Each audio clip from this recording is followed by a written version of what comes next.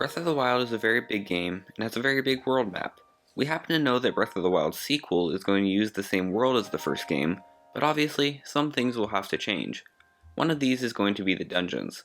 Nintendo just isn't going to use the Divine Beasts as the dungeons again, so they're obviously going to have to make more dungeons. Today, I'm going to be covering what I think are the most likely places for dungeons to be located. Now, this is going to be a list of the most likely locations, not my favorite locations or necessarily the coolest locations, so don't be expecting me to say that there will be a hidden dungeon underneath Kakariko Village, like the bottom of the well from Ocarina of Time. Also, this list is entirely subjective, so all of these locations are my personal opinions, so be sure to list your own ideas in the comments if you disagree with mine. I hate to do this, but only a small percentage of the people who watch my videos are actually subscribed, so be sure to subscribe if you like the video. So without further ado, let's get into the video. The first location I think we will find a dungeon in is the Akala Citadel. Now, this isn't very unique, I know, but like I said, this dungeon is based in likelihood, and in all reality, it would make a lot of sense to have a dungeon in the Citadel. We've only seen a small bit of the inside of the Citadel in Age of Calamity, and there's definitely more down there than we get to see. Not only this, but as Hyrule Gamer stated in his video about the Citadel, we can see malice flowing out from the inside of the framework of the tower. This means that there's a big source of malice coming from inside the tower, and by extension, inside the Citadel. In the sequel, Link and Zelda may have to go inside the Citadel after clearing out the debris blocking it, and then clear out the being causing the malice. If I give a theme to the dungeon, I would probably make it some sort of cursed dungeon, with holding cells and bones, sort of like the Shadow Temple. The game seems to be a lot darker than the original, so a lot of these dungeons are going to have some dark themes. The second location might be a bit obvious, but I think Lake Hylia would be a perfect place for a water dungeon. There are a lot of places where a water temple could be located, but considering it has been done in the past, like in Ocarina of Time and Twilight Princess, it makes sense that Nintendo would choose this location specifically. I really hope they improve on the design of said water temple though, since water dungeons in the past have been a little questionable.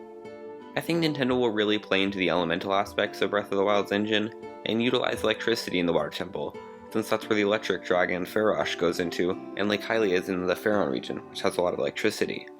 Story-wise, I don't know how they would play into having a dungeon there, since there really isn't any sort of town or civilization next to the lake, and there doesn't seem to be anything of importance there. However, the sequel will probably change some things, so it's possible that the lake will become more likely by the events of the sequel. The third location I think will be inside Death Mountain. I tried to decide where exactly I think the dungeon will be, and my best guess is that it will be inside the Goron Mines. I would love to see a dungeon inside the actual crater of the volcano, but I think it's just a little too unrealistic. I also don't think that it's likely that there will be one in the mines and in a crater like in Ocarina of Time, because the map of Breath of the Wild is just so massive that there's really no reason to return to the exact same area twice. This would be your typical fire dungeon that is found in the majority of Zelda games, like Dodongo's Cavern in Ocarina of Time, or the Goron Mines from Twilight Princess. I think it would be great to see Nintendo have a return to form on some of these dungeons with the typical water and fire dungeons, but this next dungeon is very unique to Breath of the Wild. In my opinion, it's likely that we will get a dungeon in the Farron Region. Now, there really haven't been any rainforests like the Farron Region in past Zelda games, the closest probably being the Farron Woods from Skyward Sword, and even then, that area is always sunny and bright, unlike the one from Breath of the Wild. I think we'll get some sort of forest temple here, likely based on the Zonai. Since they have monuments and statues all over the area, it would make sense for them to have a dungeon themed after them. Most forest temples in the past have always been really eerie and ghostly, but considering how different the Farron Woods is from other forests in the past, it would make sense for the forest temple to also vary from the others in the past. I don't know how Nintendo could change the atmosphere in this dungeon to distinguish it from forest temples in the past, but I'm sure they could find a way to do it. Some of these ideas are a little too bright though, and since the sequel seems to be turning out darker than the first game, it would make sense to have a couple of darker dungeons. One of these dark dungeons I think could be located in the Gerudo Highlands. There are so many nooks and crannies in this area, as well as a lot of unexplored things that would be perfect to put a dungeon, such as the 8th Huron statue. Perhaps there is a dungeon entrance hidden behind the statue, or maybe somewhere in the Yiga hideout. It would make sense to give the Yiga a bigger role in the sequel, since we know Ganondorf is still out there, and the Yiga are likely still working for him, and they were just kind of underrepresented in the first game. Giving them a dungeon rather than just a stealth sequence would make a lot of sense. I'd also like to see the darker side of the Yiga too. They always seem to be very goofy and wacky, but I'd like to see the true, sinister things they do. Maybe a few torture devices hidden around, a few cracked Sheikah relics, strewed in stained Sheikah clothing, anything to give them a more serious vibe. But this video is supposed to be about dungeons, not the Yiga's banana addiction.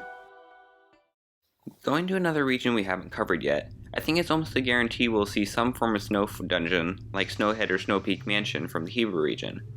The region feels kinda empty in Breath of the Wild, so putting a dungeon there would be a great way to fill up the area. The main problem with building a sequel on the same map is that all the dungeons have to be hidden somehow, so it's believable that you didn't find them in Breath of the Wild.